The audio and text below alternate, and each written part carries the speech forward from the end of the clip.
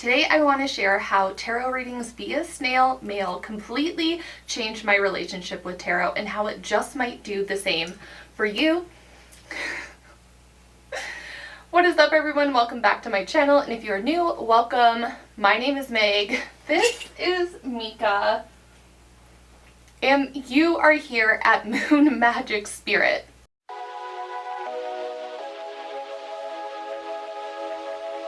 Most tarot readings today live online or in the digital space to some capacity, such as PDF, Word documents, DMs, emails, video recordings, YouTube videos, or on Zoom. But the most grounded I felt lately connecting to the cards, connecting with my practice, didn't come through a screen. It came through a handwritten letter. This was a newer practice for me, and the first time I wrote out a tarot letter, it just felt different. It felt slower, more intentional. It wasn't about just like pulling cards, going over the messages like bam, bam, bam, bam, like in a quick fire way. It was more about channeling those messages in a slower way that felt even more grounding and even more embodied, because tarot is such a sacred, deep connection, regardless of how you prefer to read, your style of reading. And I'm somebody that's been wanting to take the time this year to kind of slow down and connect more and be more embodied within my practice. Trying this method out just hit so different for me. I've done something similar in the past with spell work that I'll get into in a minute, but the messages that just came through, like, they just like hit deeper for me. Instead of just, speaking right past them, or, especially if you're reading for yourself, you look at the card and you kind of have like a vague idea of what the card is, and you kind of tend to move through it. If you're a tarot reader reading for yourself, you're not always going to take the same care that you would a client. Sometimes we most definitely do, but it's not always that way. And this method really forced me to sit with the message, actually interpret it for myself, and really connect to it. Especially after doing this for such a long time, I rarely do readings for myself anymore, and this is a good way to get back into that practice and give back to myself. I could more intentionally hold the message through a physical pen and a piece of paper, having more time to focus on the card, more time to focus on the message that was coming through, because even typing, if you're physically writing something, it's going to take you longer to get that message out. You're a little bit more intentional on the thoughts. Like, you're more, for me anyways, I was more tuned in and more focused on what was coming through the pen and paper. And I just felt like I could really emphasize my messages. And when I did this practice for myself, I actually threw it in the mail. I love doing this method. I'm a big fan of writing messages to myself, normally channeled through spell work, through ritual, and I'll write it out, send a letter, and then I'll kind of like forget about it for a week and then toss it in the mail. And then by the time it comes back to me, it's like, it feels so much more profound, because you like do these things and you kind of forget about them a little bit, and then when it comes back, it's like, wow, I really needed to hear what I wrote myself, like whether it was words of encouragement or positive affirmations or just like a letter to my future self. It just hits so much harder. So think of this as something very similar to that. It is a message for yourself, from your guides, from your ancestors, channeled through to you. One reading that I did in this style for myself still sticks out to me today. The channeled messages were really about resilience and strength in my ancestors, finding strength in myself. It was actually around this time last year when I really dive into more ancestor work, and I just remember feeling like so connected and teary-eyed, like through that message. I was like, my eyes were welling up as I was sealing the envelope, and it truly felt like a deep conversation across time. And that's kind of like what it is when we connect to our ancestors. It's like channeling different times, like they have a completely different lived experience than we do, and it's just such a magical, amazing way to connect and build that relationship with them. There's also just something so sacred about putting pen to paper and allowing the pen to be another vessel for messages. Like, we have our toolkit, we have our tarot cards, we have like whatever way we're channeling or speaking those messages out, and a pen to paper is just another vessel to that. It's a way to feel more connected to our ancestors too, because they lived in more rhythms of slowness.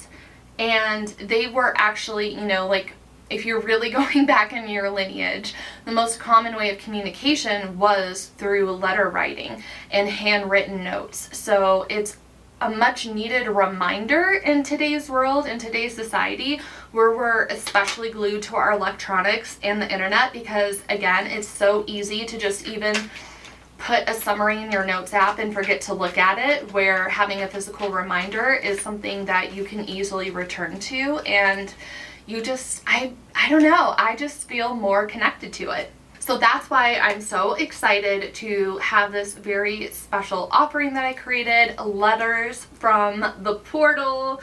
Are you with me? Do you get it? Because there are literal letters from the actual portal. I mean, j'adore. I love the name. Such a genius. Anyway, every quarter, portal members of my online community receive these letters, and it's a handwritten tarot reading in the mail along with a card that they get to keep. So even though we are in this connected community on the internet, online, in Lens of Magic, this is a way to kind of like ground us back down and connect us to slowing down, building and creating the anticipation of having a tarot reading and not getting the results right away. Like the anticipation of like the excitement around what's going to come through, and just being able to have that experience of getting it in a letter form and opening it up is just such an exciting option for me.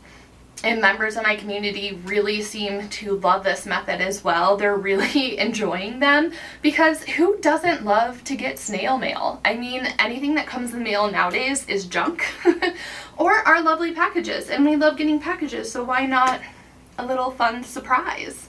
So these aren't going to be generic readings either. Each one is infused with the energy of the season, the guidance of your ancestors, of your spirit guides, the intimacy of receiving something tangible that you can return to again and again. So this is how my process works.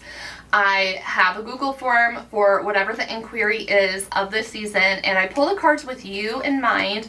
I sit down with my pen, I sit down with the greeting cards that I have, and I write out the messages that come through. I seal it with a wax seal, and then it comes in the mail directly to you. Each season has its own theme, and this October, for example, it's all about celebrating Samhain. It's all about honoring our dead, connecting with our dead. Like, the veil is thinner this time of year, so it's about ancestors and guidance during the thinning of the veil this time of year. So each letter is designed to make it feel like you're receiving direct wisdom from the unseen in a form that you can hold. If you're not part of Lens of Magic, you can still try this for yourself. I'm not going to leave you high and dry. I have to shout myself out, promo myself here. But I'm not going to leave you hanging. So after your next tarot reading, instead of just typing notes in the notes app or putting it into a voice note on your phone, or just not even taking any notes at all, try handwriting the messages as if you're writing a letter to yourself from your guides. And if you really want to take it that step further, I really do recommend sealing it, dating it, and opening it later when you need the reminder. So you can plan this around astrology if you want, like open at the next new moon, or open during the next whatever it is that's coming up that you feel that you really resonate with. Or you can also put it in the mail for yourself and just have it come to you whenever it's meant to come back and return to you. You'll be amazed at how much more the message hits when you return to it after having some space from the reading, which is why I especially love this method right now. If this kind of connection calls to you, you can join the portal tier of Lens of Magic today to receive yours. I'm going to be shipping them out on Halloween. And if you're watching this after that for some reason, if this video is like really out there in the algorithm, every quarter this is going to occur. It may happen more often, but at the very least, every quarter. I would love for you to experience letters from the portal. And if you're not ready or able to join us in Lens of Magic, I hope that you'll try handwriting yourself a tarot message, a tarot letter, or just writing a letter of encouragement or what you think you're going to need, like dear future self, and see how it transforms your practice. See how it transforms you. Be sure to check out the description box below to see how you can join Lens of Magic today, and also check out where else you can keep up with me. So if you enjoyed this video, be sure to give it a thumbs up, subscribe so you don't miss out on any more witchy magic, and let me know in the comments, would you be open to receiving a tarot letter in the mail? Let me know. Or if you were to do a tarot letter or a tarot reading, is there a specific ancestor in mind that you would want a message from? I personally I'm going to make it a point to do this for myself and channel a letter from my grandmother. So let me know in the comments. As always, thank you so much for your time and energy, and I will see you in the next one. Bye everyone.